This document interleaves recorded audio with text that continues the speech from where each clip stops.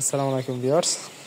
তো আলহামদুলিল্লাহ আমাদের মুরগিগুলো ভালো আছে, সবগুলাই মোটামুটি সুস্থ আছে এখন পর্যন্ত। এখন আমরা দুপুরে যে মুরগিগুলোকে খাবার পানি দিয়ে গেছিলাম, এরপর আমরা এখন খামারে আসছি। আসার পরে দেখি আরও 3টা মুরগি কেটে গেছে। তো মুরগি কাটার কারণটা আসলে বুঝতে পারতেছি না, তবে একটা জিনিস এখানে অনেকক্ষণ যাবৎ বসে থাকে লক্ষ্য করলাম, এটা হলো মুরগি যে আপনার এখানে যে থাকতেছে, এটা মানে দৌড় দিতে গিয়ে উল্টা পড়ে গেলে আর সোজা হইতে পারতেছে না, বা শুয়ে থেকে যদি উল্টা পড়ে যায় সোজা হইতে পারতেছে না। হয়তো বা মুরগি মারা যাওয়ার কারণটা এটা হইতে পারে। এর ফলে আমরা কি করব, আপনারা অভিজ্ঞ খামারে যদি কেউ আমাদের ভিডিওগুলো দেখে থাকেন তাহলে অবশ্যই কমেন্টের মাধ্যমে জানাবেন যে এটা মারা যাওয়ার কারণটা কি। তো আমরা কিন্তু এখানে ওই যে সারাদিনে যে মুরগিগুলো মরছে সবগুলাই কিন্তু রেখে দিছি। তো এগুলো আমরা এখনো ফালাই নাই, একটু পর ফালাই দিব। আচ্ছা, সমস্যা নেই। তো এখন আমরা ভিতরে ঢুকবো, ভিতরে ঢুকে এই খামারের যে ইগুলো আছে, খাদ্যের পাত্র, পানির পাত্র, সবগুলাই মোটামুটি আবার খাদ্য দিতে হবে বা পানিগুলা দিতে হবে। আমরা এখন আমাদের কার্যক্রমগুলো আপনাদের দেখাই যে আজকের কাজগুলা কি। আপনারা যদি খামার দিতে চান তাহলে অবশ্যই এই বিষয়গুলো অবশ্যই লক্ষ্য রাখতে পারবেন, এই বিষয়গুলো খেয়াল রাখতে পারবেন যে কি কখন আপনাদের কি কি কাজ করতে হবে। তো আমরা কিন্তু এর আগে পোলট্রি মুরগি করছি, সত্যি কথা বলতে সোনালী মুরগি করি নাই। তো সোনালী মুরগির আমরা যতটা সম্ভব আপনাদের ধারণা দেওয়া যায় আমরা তো আমাদের থেকে চেষ্টা করতেছি। তো কোনো কিছু যদি ভুল ত্রুটি হয়ে থাকে তাহলে অবশ্যই কমেন্টের মাধ্যমে জানাবেন যে ভাই আপনার তো এটা ভুল বা এটা তো এটা অবশ্যই কমেন্টের মাধ্যমে জানাবেন কোনো কিছু, কারণ ভুল থেকে কিন্তু মানুষ শিক্ষা গ্রহণ করে, এটা সবসময় মাথায় রাখতে হবে। এই বিষয়টা যারা মাথায় রাখতে পারবে না তারা আগাইতে পারবে না, কারণ ভুল কিন্তু হওয়াটা স্বাভাবিক, কিন্তু আপনার ভুল থেকে যদি আপনি শিক্ষা না নিতে পারেন তাহলে এটা অস্বাভাবিক মাত্রায় চলে যায়। কারণ সব সময় ভুল এটা আর কি মানা যায় না, আপনার কিছু কিছু ক্ষেত্রে ভুল হতেই পারে। তো ওই কথা থাক, আমরা মুরগিগুলোর খাবার পাত্র, পানির পাত্র যা আছে সবগুলাই মোটামুটি বাইরে বাইর করে দিতেছি। বাইরে বাইর করে সব কিছু আমরা করে দিতেছি। এই পানির পাত্রগুলা এখন পানি ভরে দেব, খাবার ভরে দেব, তারপর মুরগিগুলাকে আবারও করব। তো আপনারা যখন এরকম পানি ভরতে যাবেন বা এই পাত্রগুলা বের করতে যাবেন তখন একটা বিষয় অবশ্যই লক্ষ্য রাখবেন, এটা হলো আপনার মুরগিগুলা যাতে সবগুলা মুরগি যাতে এক কোনায় দলা না হয়ে যায়। যদি এক কোনায় আঁটো হয়ে দলা হয়ে যায় তাহলে ওইখান থেকে মুরগির পাইলিং হওয়ার সম্ভাবনাটা অনেক বেড়ে যায়। তো পাইলিং বলতে আমি বোঝাতে চাইতেছি যে মুরগি যে একটা আরেকটার উপরে উঠে পড়ে, একটা আরেকটার উপরে ওইটা মানে চাপাচাপি করে অন্য মুরগি নিচে যে মুরগিটা পড়ে যাবে ওইটা মারা যাবে। তো এরকম হতে পারে। তো এই বিষয়গুলো আপনারা অবশ্যই লক্ষ্য রাখবেন যাতে এমনটা না হয়। তো আলহামদুলিল্লাহ এখন পর্যন্ত আমাদের মোটামুটি অনেকগুলো মুরগি কাটছে।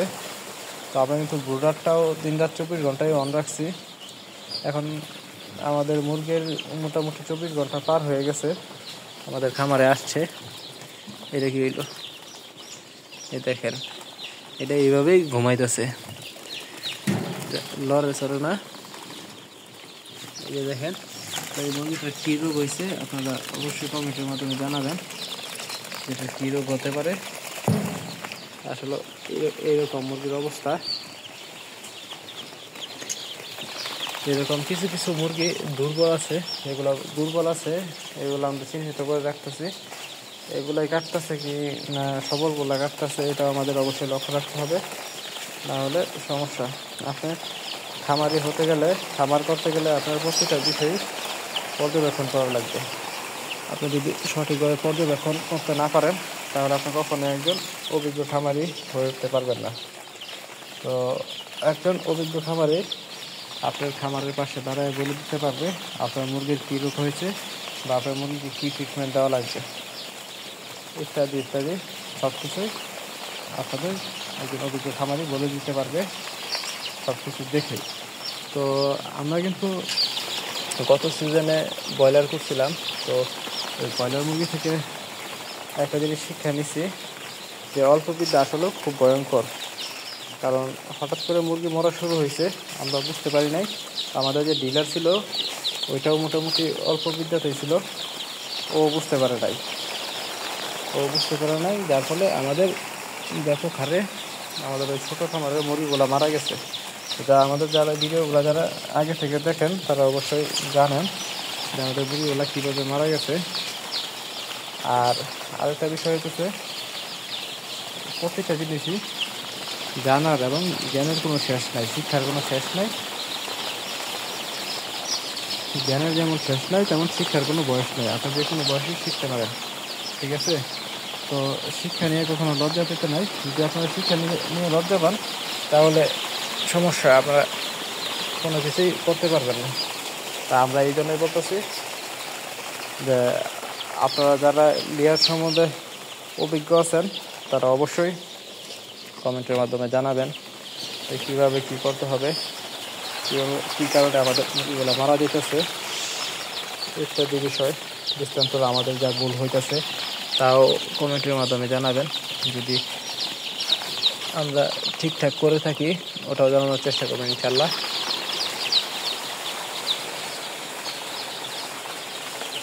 তো আমাদের মুরগিগুলা মোটামুটি এখন সুস্থ আছে, যদি দেখেন মানে সব কিছু একবারে তুলে দিলে মুরগিগুলা একদম এত সুন্দর চঞ্চল প্রকৃতির দৌড়পারে সব একদম সুন্দর একটা মানে সুন্দর করে একদম সুস্থ, মানে বোঝাই যায় না যে কোনো মুরগি আমার অসুস্থ আছে বা কিছু।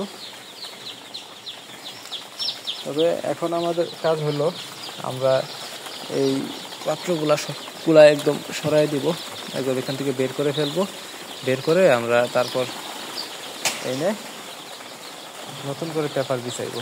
আমাদের যে পেপারগুলো আছে এগুলো মোটামুটি ভিজে গেছে, আর আমরা আগামীকালকের মাঝেই দেখি এখানে ধানের তুষ আইনা বিছানোর চেষ্টা করব ইনশাল্লাহ।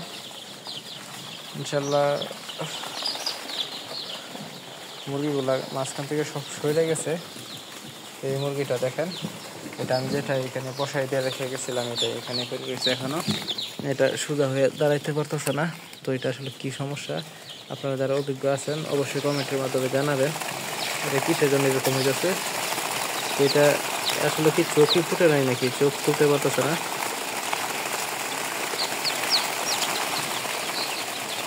এই দেখেন অবস্থা, মুরগিটা লাগাতার করতে পারতেছে না, ঠিকই পানি খাইছে দেখে এমন নাকি, একটু পানি খাওয়াই দেই।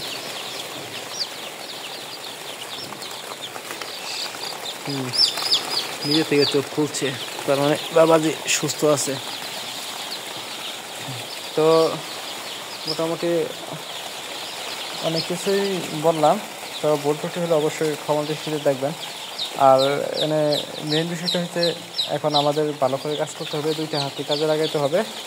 তো এখন আর ভিডিওটা কন্টিনিউ করা যাচ্ছে না, যেহেতু আমাদের ভিডিও কোনো স্ট্রেন্থ বা কিছু নেই।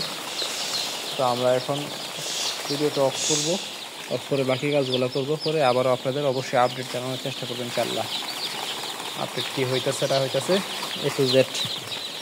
আমরা কিন্তু আমাদের ইউটিউব চ্যানেলের নামটাও দিচ্ছি শখের খামার A to Z।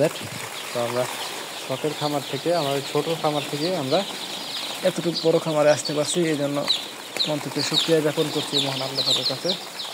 শুকর আলহামদুলিল্লাহ। তো আপনাদের দোয়ায় আমরা এই পর্যন্ত আসতে পারছি। আপনারা অবশ্যই দোয়া করবেন যাতে আমরা আরও এগিয়ে যেতে পারি। তো আলহামদুলিল্লাহ, এই ভিডিও এই পর্যন্তই। সকালে ভালো থাকবেন, সুস্থ থাকবেন। আসসালামু আলাইকুম।